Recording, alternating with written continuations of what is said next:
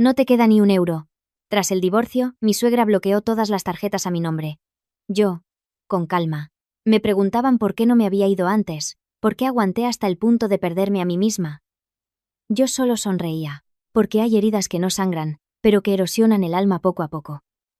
Hasta que ya no reconoces a la persona en el espejo. Creían que me habían quebrado, que me derrumbaría en aquella casa llena de presión, pero se equivocaron. El día que salí por esa puerta con las manos vacías, todos dijeron que lo había perdido todo. Pero yo sabía que ese era el día en que lo había ganado todo. Me había ganado a mí misma. Ya no era la esposa de nadie, la nuera de nadie. Era yo. ¿Y cómo empieza el viaje de una mujer de 40 años para resurgir de sus cenizas?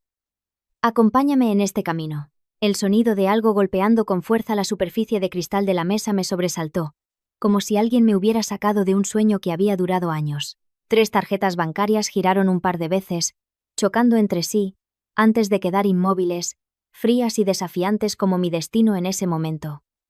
Eran tarjetas a mi nombre, pero ya no me pertenecían. Pilar estaba de pie frente a mí, con una mirada tan afilada como un cuchillo. Su voz resonó. Cada palabra tan fría que sentí cómo se me erizaba la piel de los brazos. No te queda ni un euro. He bloqueado todas tus cuentas. La miré a ella y luego a las 3 tarjetas, un instante más, con una calma extraña. Mi interior ya no era un mar de olas, ya no sentía la humillación que pensé que sentiría. Solo un vacío silencioso como el fondo de un pozo. Me agaché para recoger las tarjetas una por una y las guardé en el bolso. Mis movimientos eran lentos, suaves, pero algo en ellos hizo que Pilar dudara por un segundo. Quizás pensó que lloraría o que me arrodillaría para suplicar, o que le rogaría a Javier, pero permanecí en silencio. Javier estaba apoyado en la pared, evitando mi mirada como si yo fuera algo difícil de ver. Le llamé. Muy suavemente. Javier. Él parpadeó. Sus labios se movieron, pero no pudo decir nada. Le pregunté directamente, con una voz tan ligera como la brisa que rozaba el porche. «Tú sabías de esto, ¿verdad?» Él asintió, un movimiento tan leve que si no lo hubiera estado mirando fijamente, habría pensado que se agachaba para recoger algo.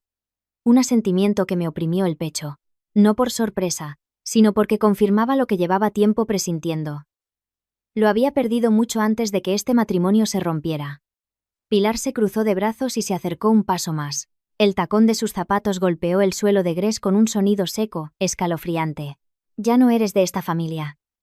A partir de hoy, no quiero que vuelvas a poner un pie aquí. Y no esperes ninguna limosna de mi parte». Sonreí. Una sonrisa que a mí misma me dio escalofríos. No era la sonrisa de alguien que se rinde, sino la de quien por fin ha visto la verdad. Tiré de la pequeña maleta que había dejado junto al sofá. Cuando las ruedas chirriaron contra el suelo, el sonido fue como la última línea que me separaba de esa casa. Me levanté, ajusté la correa del bolso y me giré para mirar a Javier. Su mirada estaba llena de cansancio, pero en ella no había ni un atisbo de querer retenerme. Ni amor, ni afecto, ni responsabilidad, solo vacío. Le hice una última pregunta, solo para asegurarme de que no me dejaba nada por saber. Entonces, ¿quieres que me vaya, verdad? Javier miró al suelo. Sí, al menos por un tiempo, hasta que las cosas se calmen. No seas tan terca.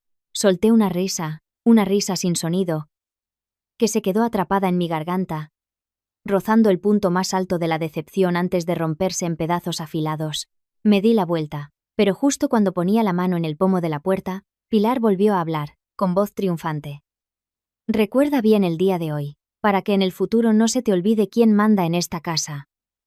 Esta vez la miré fijamente, con una mirada tan fría que incluso ella, la que había pronunciado esas palabras, retrocedió un poco. Respondí en voz muy baja. Lo recordaré, mamá. Ella sonrió con desdén, pensando que me había rendido, sin saber que en el momento en que dije eso, mi corazón se había cerrado a todo lo que pertenecía a esa familia. La puerta se abrió, y el viento del patio me golpeó la cara. No llovía, no hacía sol, solo el vacío de una tarde que moría, como si el cielo también se hubiera detenido para verme marchar. Arrastré la maleta por el patio, mi sombra alargada sobre las baldosas, deforme, pero más libre que nunca. Al llegar a la verja, el teléfono vibró en mi bolso. Una notificación apareció en la pantalla. Un número desconocido. Pero sabía quién era el remitente. Una sola frase. Cuando me necesites, aquí estoy. Apreté el teléfono en mi mano. Pensaban que no tenía nada, que me habían empujado al fondo del abismo. Pero no sabían que el día que me cortaron todas las tarjetas fue el día que también corté mi miedo. El cielo estaba gris, como en el momento justo antes de una tormenta. Pero ya no le temía a las tormentas. Empujé la pesada verja de hierro y salí del lugar que me había aprisionado durante años, sin mirar atrás, sin temblar, sin lágrimas. Creían que lo había perdido todo. Pero no sabían que el fondo es el lugar desde donde se toma el impulso más fuerte. Si hoy fue el día en que salí con mi maleta de aquel chalet de 3 plantas en Pozuelo, el día que entré fue completamente diferente. Todo era ligero como una brisa de primavera, suave como una ilusión y lo suficientemente cálido como para hacerme creer que estaba a punto de entrar en una familia donde había un lugar para mí. Es curioso pensar en ello ahora. Cómo esa sensación de paz resultó ser una fina capa de papel que se rasgaba con un simple toque. Aquella tarde, lloviznaba, no lo suficiente como para mojar la ropa, pero sí para que las baldosas frente a la verja reflejaran nuestras figuras distorsionadas. Arrastraba la maleta, con la mano temblorosa por los nervios. Me preparaba para entrar en la casa de mi marido, llena de fe, esperanza y la ingenuidad de quien cree que si vive correctamente, todos la querrán. Javier sostenía un paraguas a mi lado, sonriendo, tranquila. Mi madre es un poco estricta. Pero te acostumbrarás a vivir con ella. Asentí, con el corazón acelerado como el de un estudiante en su primer día de clase. Todos esperan ser aceptados. Yo también. La verja se abrió, no porque Javier pulsara un botón, sino porque alguien la abrió desde dentro. La primera en aparecer fue su madre, Pilar. Su mirada me recorrió de la cabeza a los pies, como si estuviera inspeccionando un artículo nuevo en busca de defectos, pero su voz era sorprendentemente suave. Ya habéis llegado. Entrad. Que no os mojéis. Su sonrisa no llegaba a sus ojos, pero en ese momento no me di cuenta. Solo vi una bienvenida. Al cruzar el umbral, vi un salón amplio y elegante, pero por alguna razón, carente de calidez humana. Me sentí como si estuviera en la exposición de una tienda de muebles, sin rastro de hogar, pero me dije a mí misma, será porque es nuevo para mí. Esa tarde, me pidió que le ayudara en la cocina. Estaba tan impecable que no sabía dónde poner la tabla de cortar por miedo a ensuciar algo. Me puse a lavar verduras y a cortar carne. Pilar se quedó detrás de mí, observando en silencio. Ese silencio me helaba la espalda. Pero volví a tranquilizarme. Todas las suegras son así. Durante la cena, puso un trozo de carne en mi plato. Un gesto tan delicado que me llenó de alegría. Javier me sonrió. Estaba aún más convencida de que todo iría bien. Pero justo después, ella me miró fijamente y me hizo una pregunta que parecía de interés, pero que era extrañamente inquisitiva. Carmen, ¿sabes administrar el dinero? Me sorprendió un poco, pero respondí educadamente. Sí, llevo muchos años trabajando en una oficina y estoy acostumbrada a gestionar mis gastos. Ella asintió, dejó la cuchara y dijo, con un tono que daba por sentado lo que decía. Las tarjetas que están a tu nombre, dámelas, así es más ordenado. Las mujeres con dinero en las manos tienden a malgastar.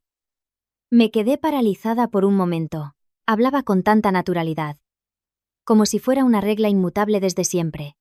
Y como no quería crear un conflicto, solo pude mirar de reojo a Javier. Él no reaccionó. Incluso sonrió para tranquilizarme. Mamá lo dice para estar más tranquila. Ella lo gestiona muy bien. La habitación se llenó con el sonido de los cubiertos, pero solo esa frase resonaba en mi cabeza. Luego me autoconvencí. Bueno, si vivimos juntos, tendré que adaptarme a las costumbres de su familia. No imaginaba que estaba quitando el último candado de mi vida para entregárselo a otra persona. Esa noche, después de que todos se hubieran retirado, entré vacilante en el salón y saqué la cartera del bolso. Sostuve mi tarjeta principal, mirándola durante unos segundos. Tantos años trabajando para tener un poco de dinero. Un pequeño poder para decidir sobre mi vida. Pero entonces oí la voz de Javier desde la escalera. Si mamá lo dice, hagámosle caso para que todo sea más fácil. Está acostumbrada a hacerlo así. Su voz era ligera, pero me empujó a tomar la decisión de la que más tarde desearía no haber tomado. Subí a la habitación de Pilar. Estaba guardando ropa en un armario. Le tendí la tarjeta, inclinando la cabeza. Toma, mamá, guárdala tú. La cogió al instante. Su movimiento fue tan rápido que me quedé perpleja. La guardó en un cajón y lo cerró con llave. Bien hecho. En esta casa el dinero no se dispersa. Si eres obediente, todo irá bien. Sonreí, pero sentí un peso en el corazón. Intenté verlo como una muestra de afecto de un miembro mayor de la familia. Pero al salir de su habitación, sentí como si una puerta invisible se cerrara a mis espaldas. No entendí qué era esa sensación, solo supe que me dio un escalofrío. En los días siguientes, se mostró aún más amable. De vez en cuando me compraba una blusa nueva, me hacía algún cumplido superficial. Estaba tan feliz que no me di cuenta de que nunca pasaba por alto ni el más mínimo de mis actos. Me observaba fregar los platos. Me miraba limpiar la mesa. Me indicaba cómo colocar las cosas a su gusto. Lo consideré normal. Porque pensaba que toda madre quiere que su nuera haga las cosas como a ella le gusta. Y menos me di cuenta de algo más. Desde que le entregué la primera tarjeta, empezó a acostumbrarse a controlar todo lo que me pertenecía. Poco a poco. Un día, quise comprar un tarro de crema facial. Como no tenía efectivo en la cartera, se lo pedí a Javier. Me lo dijo con mucha naturalidad. Pero recuerdo cada palabra. Lo tiene mamá. Pídeselo a ella. Al oír eso, me quedé petrificada en el baño. Algo tan pequeño como un tarro de crema. Y tenía que pedir permiso. Me mordí el labio, pero volví a excusarla una vez más. Bueno, ¿qué se le va a hacer? Es mi suegra, y tengo que seguir sus reglas. Ahora al recordarlo no sé cuántas veces me autoconvencí para creer que todo era por esas 2 palabras.